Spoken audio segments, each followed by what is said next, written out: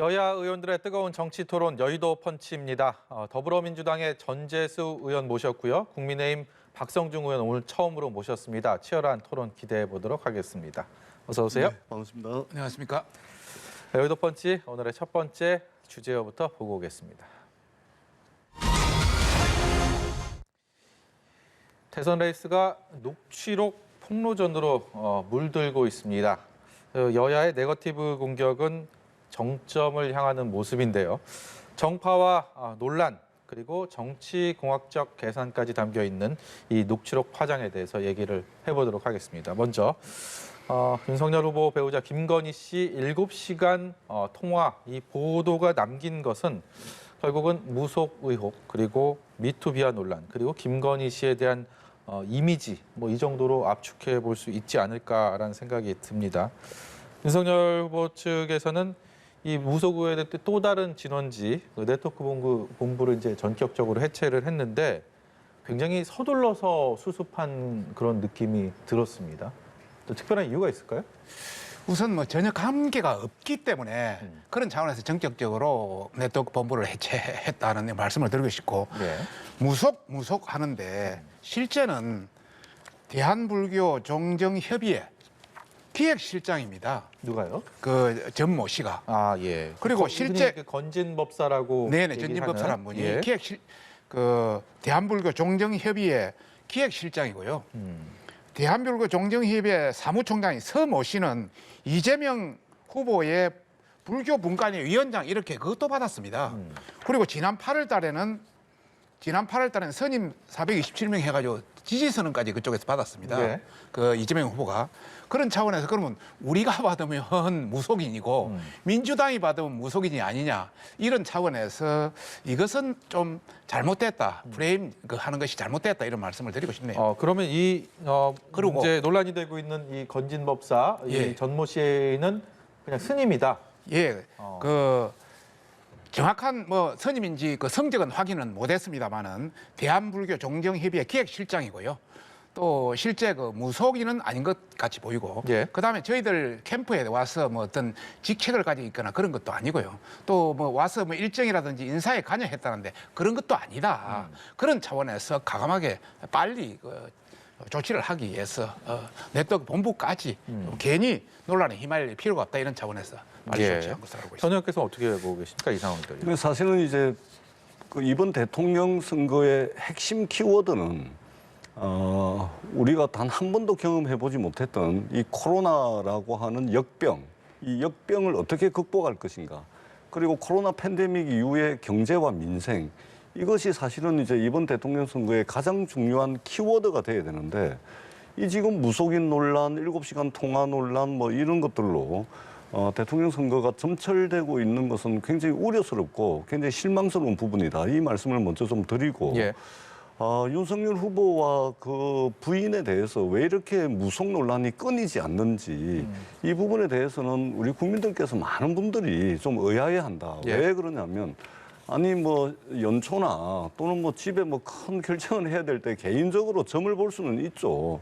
그런 무속과는 완전히 틀린 차원에서 김건희 씨가 이제 7시간 통화해서 나는 영적인 사람이다. 스스로 말씀을 하셨잖아요. 영적인 사람이고 클래식을 들으면서 도사들과 함께 삶이 무엇인지 대화 나누는 것을 좋아한다. 이미 그렇게 이야기를 했지 않습니까? 그리고 사실은 윤석열 후보와 김건희 씨를 연결해 준 분도 무정이라는 분이었다라는 언론 보도도 있고 그다음에 손에 왕자까지 쓰고 댕기고 그 이전에는 천공서성이라는 분도 나오고 지금은 또 건진법사라는 분이 나오는데 이게 개인적으로 점 보고 댕기는 거야 뭐라고 그럴 수는 없지만 지금 그 주변에 대통령이 될 사람 또는 대통령 후보 주변에 어떤 사람들이 있고 어떤 사람들이 의사결정을 하는지 이것은 굉장히 중요한 겁니다. 왜냐하면 국가 경영을 할 때 시스템이라든지 법에 근거해가지고 국가를 경영하는 것이 아니고 이 무속이라든지 어떤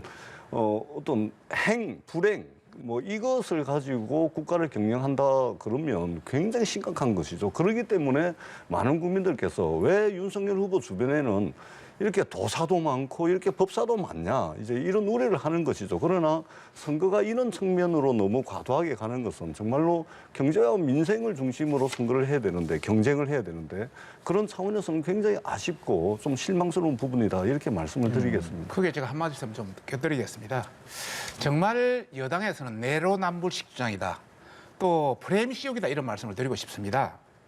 아까 방금 말씀드렸다시피 대한불교 종정협의회 사무총장하고 많은 스님이 민주당에 지지 선언도 하고 했습니다. 네. 거기에 곁들여서 지난 19대 문재인 대통령 선거 때 전국 무속인 위원장까지 임명했습니다. 민주당에서는. 그리고 18대 대선에서는 문재인 그 시민 캠프에서 문 후보 당선 기원구까지 그때 했습니다. 그리고 이번 이재명 선대위에서도 선대위 종교본부 임명장 수용 다 했습니다. 그리고 작년 그 이재명 후보가 작년 7월 11일 한교육 TV에 나와서 그때 보니까 야 지금 내가 사주를 보니까 정말 잘 나온다. 내가 대통령 될 것 같다. 이런 이야기 다 했습니다. 그러면 이재명 후보는 어떻습니까? 평가는 국민들이 할 겁니다. 제가 좀 말씀을 드릴게요. 예. 그러니까 우리 박성중 의원님께서 이제 하시는 말씀의 취지는 제가 잘 알겠습니다. 그런데 윤석열 후보 어깨를 툭툭 치고 또 이리저리 모시고 다니면서 사진 찍어라 빨리 와라 이렇게 진두지휘하는 그런 동영상도 있고 그다음에 건진법사의 딸 처남이라는 분도 캠프에서 또 활동을 한다는 보도도 있고 이런 것과 그냥 임명장 하나 받아가지고 임명장에 나간 것과는 하늘 땅 차이인 것이죠.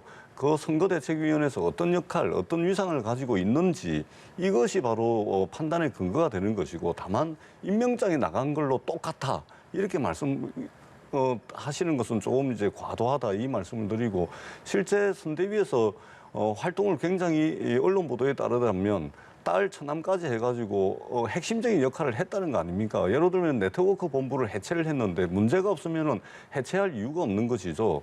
그러니까 청와대 2부속실도 해체를 하겠다. 부인한데 문제가 있으니까 해체해버리고 네트워크 본부도 건진법사의 위상과 역할이 문제가 있으니까 해체를 해버리고 그다음에 여성가족부도 뭔가 보완을 해야 되는데 잘못된 걸 고치면 되는 것이죠. 그냥 해체를 해버립니다. 이런 식으로 하는 것이 과연 문제가 없기 때문에 그런 것인지 그런 이제 의아함이 들고요. 이제 임명장이 여러 수백만 장 나가는데 그거 가지고 윤석열 후보 캠프에서 활동을 했던 건진법사하고 똑같이 이렇게 비판을 하는 것은 이게 같은 수준으로 판단하기에는 조금 무리한 측면이 있다 이렇게 말씀을 드리도록 하겠습니다. 예. 행사장에 어쩌다가 마주쳐서 그 사람이 자기를 더 돋보이게 하기 위해서는 그런 걸까지 이렇게 부각시키고 한다는 것도 참 민주당으로서 집권 여당으로서 할 어떤 말씀은 아닌 것 같고요. 제2부속실 관련해서는 청와대가 굉장히 비대화되어 있습니다. 청와대가 지금 한 400명 가까이 돼 있기 때문에 제2부속실은 그 영부인에 대한 부분이 너무 부각돼 있고 공식적인 행사가 많다 보니까 이것을 진짜 가족의 수준으로 또 외국의 수준으로 좀 낮추자 이런 차원에서 좀 더 국가적인 차원에서 검토했던 것이고요. 여성가족부 관련해서도 여성가족부의 해체보다는 물론 뭐 전체적인 명칭은 그렇습니다만은 앞으로 어떤 출산율 제고라든지 여러 가지 양성평등이라든지 다른 관점에서도 할 수 있는 여지가 있기 때문에 단순히 글자 하나 보고 평가 안 했으면 하는 바람입니다. 예. 아니, 알겠습니다. 글자 하나 네. 보고 평가를 안 할 수가 있는데 여성가족부 폐지 7자만 올리니까 사실은 어떻게 보면 국민들한테 좀 무례할 수가 있죠. 네. 물론 이제 메시지 전달의 한 방법으로서 뭐 임팩트는 있을지는 몰라도 소상하게 이제 국민들께 설명을 하는 그런 필요가 있겠다 싶고 예. 그다음에 행사장에서 우연히 만난 것이 아니고 그 동영상 우리 박성중 의원님 동영상 보셨을 겁니다. 동영상 보시면 우연히 행사장에서 만나가지고 그럴 수는 없죠. 그리고 동영상도 논란이 되자마자 네트워크 본부를 해체를 하듯이 동영상도 바로 삭제를 해버립니다.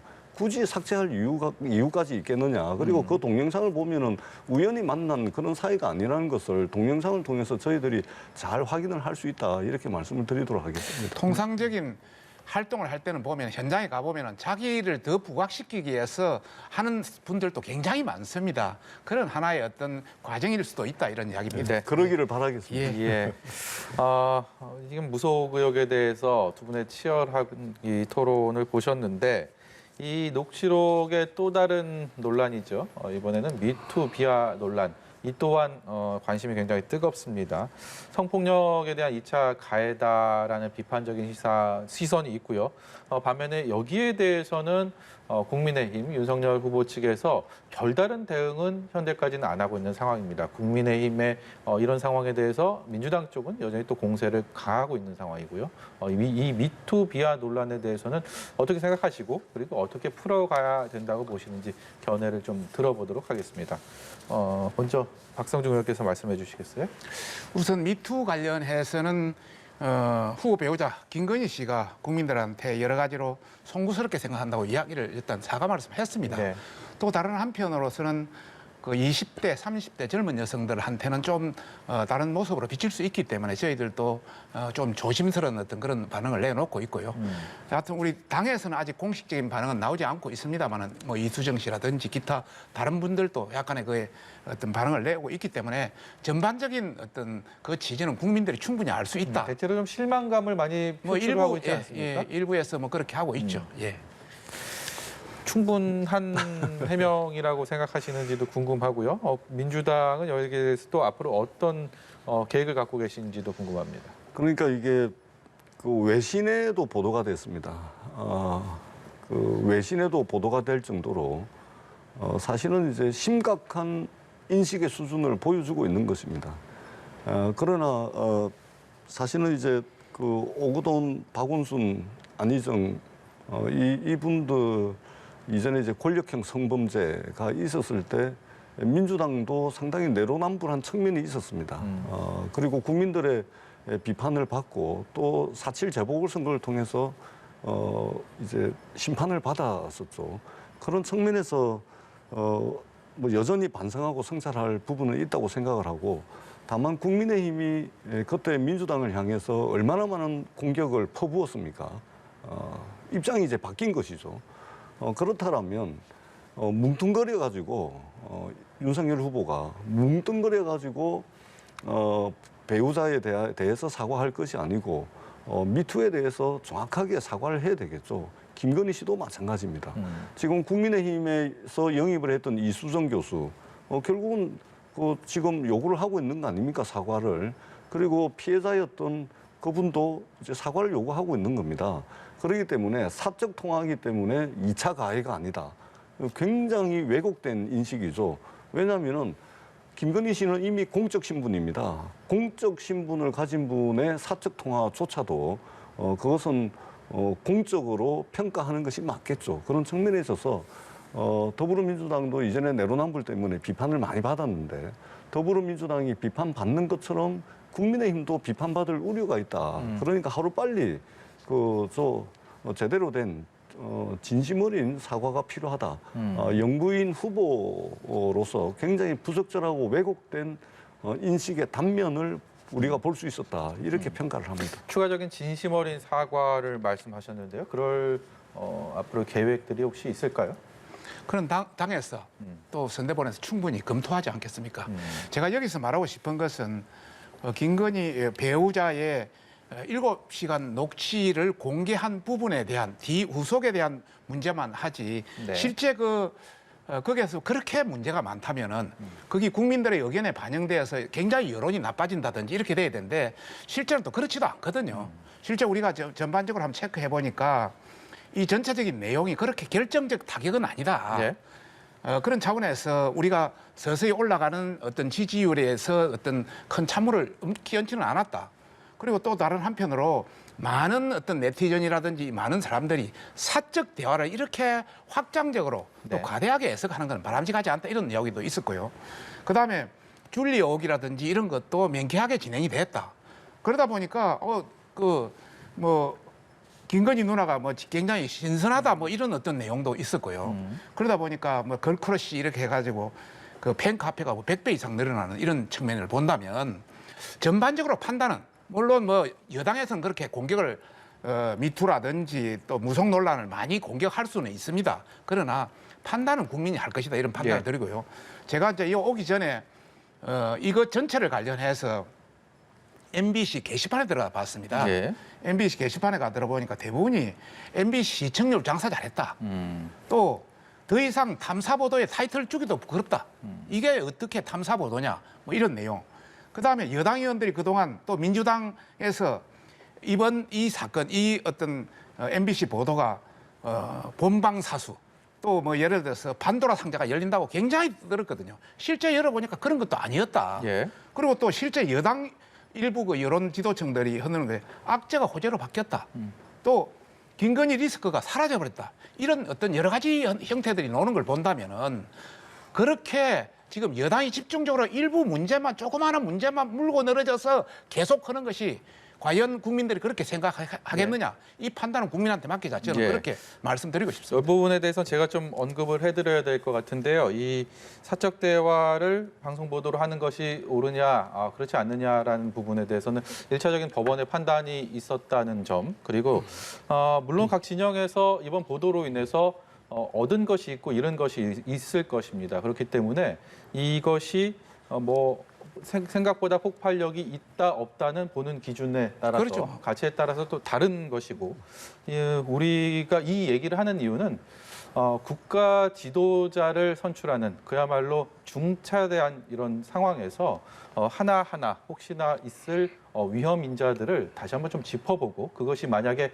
잘못된 부분이라면 좀 수정하고 보완할 수 있는 그런 계기를 만들기 위해서 이런 토론을 하고 있음을 다시 한번 주지시켜 드리도록 하겠습니다. 그런 측면에서 제가 한 말씀 좀 드리자면 일단은 국민의힘에서 MBC를 대상으로 방송정지 가처분 신청을 냈고 법원에서 서로 변호사를 대동해서 다투었지 않습니까?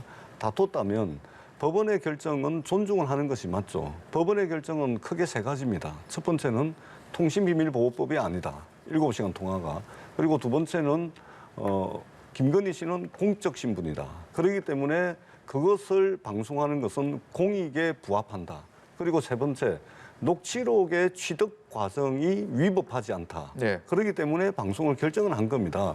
서로 법원에서 다퉜다면 법원의 결정을 최종적으로 존중하는 것이 맞겠죠. 그리고 방송 금지도 세 가지 분야에 대해서 특히 이제 정치적 견해가 아닌 극히 사적인 부분에 대해서는 또는 수사 중인 사안에 대해서는 방송을 못하도록 법원이 합리적인 결정을 내린 겁니다. 그렇기 때문에 법원의 결정을 존중을 해야지 그걸 가지고 계속해서 사적 통화를 공개했기 때문에 그것이 뭐가 문제냐라고 말씀을 하시는 것은 일반 국민들의 정서와 맞지 않다 이 말씀을 드리고 뭐가 문제냐고 제가 지적하는 조금만 것이 더 아니 말씀드릴게요. 예, 조금만 더 말씀. 그리고 또 한 가지는 여야를 막론하고 난리를 쳐놓으니까 국민들이 어떤 엄청난 게 나올 거다 이런 기대치가 이만큼 있었던 겁니다. 그런데 기대치가 너무 높다 보니까 실제 내용은 그 기대치를 넘어서지 못하니까 뭐 별거 없나 보다 이렇게 넘어가는데 사실은 그 기대치를 제거하고 그 발언 그것만 보자면 그게 뭐가 문제냐 이렇게 하고 넘어가기에는 상당히 이제 인식의 문제라든지 그런 발언의 문제 이런 것들이 있었고 특히 이제 말씀하는 투라든지 이런 그것 전반적인 분위기들이 이 언어라는 것은 존재의 집이거든요. 그런 측면에서도 상당히 좀 불편한 구석들이 있었다. 네. 그게 뭐가 문제냐 이렇게 하고 넘어가기에는 조금 문제들이 없었던 것은 분명히 아니다. 이 말씀을 알겠습니다. 드리겠습니다. 제가 MBC에 항의를 같이 가서 우리 원내대표하고 같이 갔기 때문에 그 당시 MBC에 저희들이 요구했던 건 이겁니다. MBC가 왜 방송을 하면 안 되느냐? 우선 첫째는 헌법에 음성권이라는 게 있습니다. 상대방이 이런 취재를 하고 공개를 하려면 상대방이 동의를 얻어야 하는데 동의를 얻지 않고 했기 때문에 이것은 불법이다 우리가 이야기했던 겁니다. 그리고 본인이 취득한 것도 아니고 제3자가 취득한 걸 공영방송에서 더욱더 하는 것은 불법이다. 그런 이야기를 취지를 했고 두 번째는 정말 이게 어느 선거법에 공직선거법에 어느 한쪽을 돕거나 떨어뜨리기 위한 것은 선거법 위반입니다.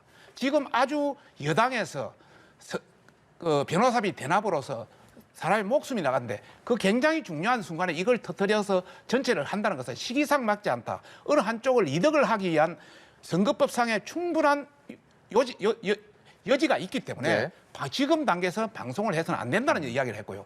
세 번째는 꼭 MBC가 열린공감TV한테 방송하지 말아야 했고 자기들이 먼저 하는 서로 짜고 치는 고스톱의 형태로 나가기 때문에 이게 공영 TV로서 할 수도 있는 것이냐 이런 차원에서 이제 이야기를 했고 꼭 그래도 한다면 그래도 방송한다면 40분 중에 제가 15분짜리 그 이재명 욕설 관련해서 USB를 가지고 왔습니다. 우리 이 USB 15분 틀고 나머지 25분을 뭐 틀듯이 그거는 알아서 양쪽 여야를 어느 정도 100% 균등은 아니지만은 어느 정도 그걸 맞춰달라 이런 쪽으로 요구했던 겁니다. 그러니까 예. 의원님께서 그렇게 법원에서 주장을 하셔서 법원이 최종적으로 내린 결정이 그렇다는 저는 겁니다. 법은- 그렇게 주장을 하셨는데 법원이 그렇게 판단을 했다면 법원은 법원의 가처분 예. 가처분에 우리 신청한 부분에 대한 부분만 별지 네. 3만 빼고는 그런 식의 한 것이지 예, 예. 앞에 부분은 아직 결정이 안 난 그러니까 부분이 그렇게 아닙니다. 주장을 하셨는데 네. 법원에서 일부 받아들여지고 거의 대부분이 안 받아들여졌다라는 결론이 났기 때문에 최종적으로 다툼이 예. 있었고 예. 다툼의 결론을 법원이 내린 것이기 때문에 최종적으로 법원의 결정을 존중할 필요가 있다. 이 또한 말씀을 드리는 뭐 겁니다. 고난 소송은 또 별도로 별도로 있고요. 있습니다. 이제 예. 가처분 신청에 대한 말씀을 나누고 있는 상황이고요. 또 다른 녹취록 파문으로 넘어가 봐야 될 것 같습니다. 이재명 후보의 160분 분량의 녹취록, 국민의힘 뭐 지금 선대본부 소속 인사는 아니지만 당원이고 뭐 굿바이 이재명 저자인 장영하 변호사 어제 공개를 했습니다. 네네. 그리고 이재명 후보는 곧바로 사과는 했는데 국민의힘에서는 뭐 이것이야말로 극악무도한 표현이다라고 얘기를 하면서 공세를 이어갈 뜻을 분명히 하고 있고 오늘 이재명 후보는 본인이 몹시 부족했다 거듭 또 사과는 했는데 이 국면은 좀 어떻게 또 전개돼야 된다고 생각하시는지 견해를 여쭤보도록 하겠습니다. 제가 그 파일을 76장을 빼왔습니다. 쫙 다. 예. 실제를 한번 보니까 정말 형에 대한 또 형수에 대한 욕설은 뭐 표현하기가 굉장히 어렵습니다. 사실 솔직히 말씀드려서 일반인으로서 또 대통령 후보로서 표현하기는 굉장히 어려운 그런 표현이다. 뭐 구체적으로 말씀을 안 드리겠습니다. 예. 그 외에도 그 정신병원에 대한 압박 어떤 그런 내용들 또 일부에서는 유동규 전 그 성남도시개발공사 기획본부장 전혀 모른다고 했는데 뭐 음대 놓은 것까지 다 알고 있고요. 뭐 여하튼 이런 여러 가지 사항들이 다 들어 있습니다. 이런 차원에서 보면은 상당히 파괴력이 있고 있을 텐데 아마 MBC에서 이거 일부라도 방송했으면 저희들은 이렇게 억울하지는 않았을 겁니다. 뭐 그런 차원을 말씀드리고 싶고 이 사과에 대한 부분 정말 너무나 형식적이다. 사과는 형이나 형수한테 굉장히 욕설을 한 겁니다. 그러면 형이나 형수한테 해야죠. 그래서 그런 차원에서 정말 이것은 대통령의 어떤 자질, 대통령의 도덕성, 대통령의 말씨 이런 데에서는 전혀 맞는 것이 아니다. 그렇게 말씀드리고 싶습니다. 예. 예. 국민의힘 그리고 박성중 의원님께서 이제 극악무도하다. 극악무도한 또, 말을 안 썼습니다. 예. 또 뭐 형식적 사과다. 뭐 이렇게 하시는데요. 뭐 좋습니다. 예. 저희들이 사실 입이 10개라도 드릴 말씀이 없습니다. 한번 내용 보시면 놀랍니다. 예. 입이 10개라도 드릴 말씀이 없고 다시 한번 정말 죄송하고 예. 또 국민들께 정말로 용서를 구한다. 이 말씀을 드리도록 하겠습니다. 그리고 이재명 후보도 수차례에 걸쳐서 국민들께 사과드리고 또 용서를 구했습니다.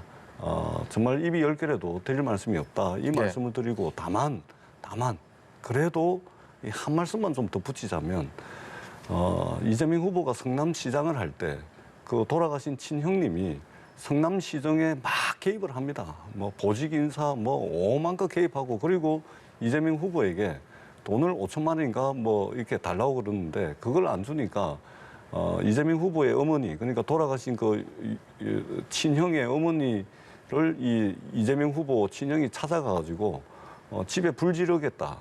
결국은 그날 욕설이 있던 날 결국은 친어머니를 두들겨 패가지고 응급실에 실려가게 만듭니다.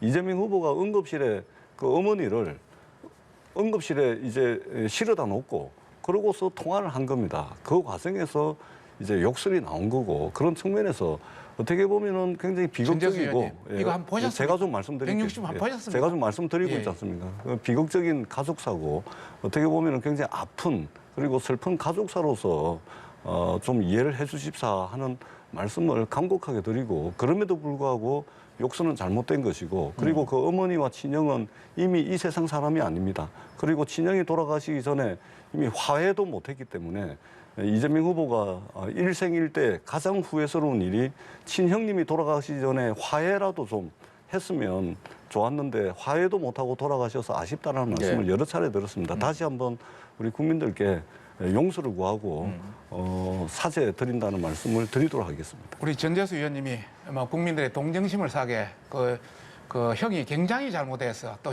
형이 어머니한테 굉장히 잘못해서 뭐 그런 게 일어났다는 차원으로 말씀을 하시는데 이 음성 파일을 들어보면 그하고 좀 많이 다릅니다.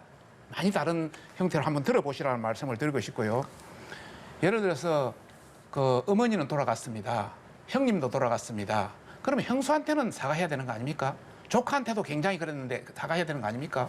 국민들한테만 사과하는 형태로 모양을 진정한 사과는 아니다 이런 말씀을 드리고 싶고 실제는 당사자가 따로 있는데 왜 그렇게 하십니까? 그런 차원에서 저희들은 정말 우리가 통상적인 보통의 인간이라면 형님이나 형수한테 이런 정도의 욕설을 할 수가 없습니다. 또 대통령으로서의 자질을 제대로 가졌다면 이런 말을 할 수가 없습니다. 일반인도 저렇게 하는데 대통령이 되면 얼마나 하겠습니까? 그런 차원에서 네. 후보자 배우자의 어떤 도덕적 자질보다는 후보자 본인의 자질이 더 대단히 중요하다. 이런 차원에서 저희들이 문제를 삼는 것이죠. 제가 다시 한번 말씀드리지만 제가 용서를 구하고 사죄를 드리는 말씀은 국민들께 동정심을 얻기 위해서가 아닙니다. 정말 진심을 다해서 진정성 있게 제가 민주당을 대표해서 이 자리에 패널로 나와 있기 때문에 제 마음을 다해서 사과를 드리는 겁니다. 저의 이 말씀을 마치 국민들께 동정심을 구하기 위해서 하는 말씀으로 이렇게 말씀해 주지 마십사라는 말씀을 드리고 아까 형님에 대해서 여러 가지 표현을 하시기 때문에 이게 구체적인 이야기를 들어보면 다 자세히 나옵니다. 이제 전후 맥락을 이제 그래도 조금 소상하게 좀 설명을 드려야 되기 때문에 이 말씀을 드렸던 것이고 다시 한번 용서를 구한다 이 제가 말씀 두 드리도록 하겠습니다. 분과 지금 30분을 훌쩍 넘도록 이 녹취록 파문 관련 얘기를 하고 있는데 사실 시청자 여러분께서 다들 판단을 하셨겠지만 좋은 얘기는 한마디도 안 나왔습니다. 뭐 사과와 어떤 파문 이런 얘기들만 했는데 이번 대선도 끝내 이 네거티브 전쟁에서 벗어나지 못하는 것이 아닌가 이런 생각을 이 중앙에 앉아서 해봤습니다. 혼탁해지고 있는 이 선거판. 그래서 이 두 분께 시간을 한 1분씩 드리고요. 앞으로 50일도 채 남지 않은 대선 이 네거티브 전을 좀 벗어날 수 있는 조금 다른 대선을 만들 수는 없을까? 그야말로 경쟁을 펼치지만 아름다운 경쟁이 될 수는 없을까? 그런 약속 아닌 약속을 좀 듣는 시간을 갖도록 하겠습니다. 네, 정말 좋습니다. 드릴게요. 사실은 이번에 대통령을 뽑는 것은 대한민국의 다가올 미래 5년 우리 지도자를 뽑는 겁니다. 코로나 팬데믹 이후에 우리가 경험해보지 못했던 역대 최악의 불확실성의 시대를 저희들은 살아가고 있습니다.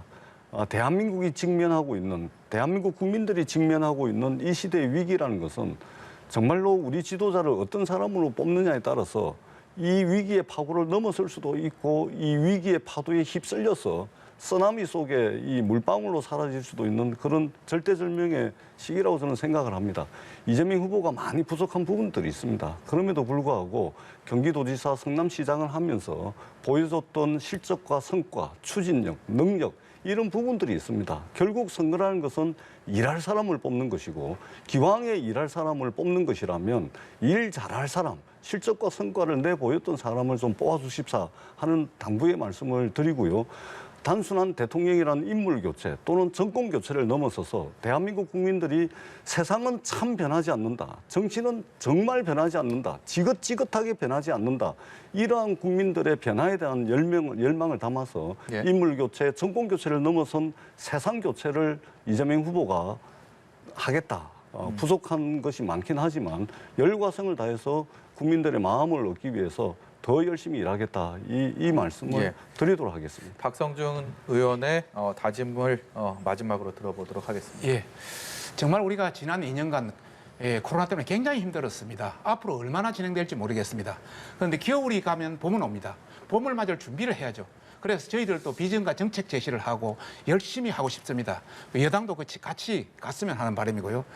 두 번째는 지난 5년간 문재인 정권의 여러 가지 정책들이 많이 있었습니다. 뭐 대북 정책, 경제 정책, 뭐 코로나 정책 이런 관련 정책 때문에 많은 국민들이 어려워하고 있습니다. 정말 저희들한테 기회를 주면 뭔가 달라지는 대한민국을 만들어 나가겠다.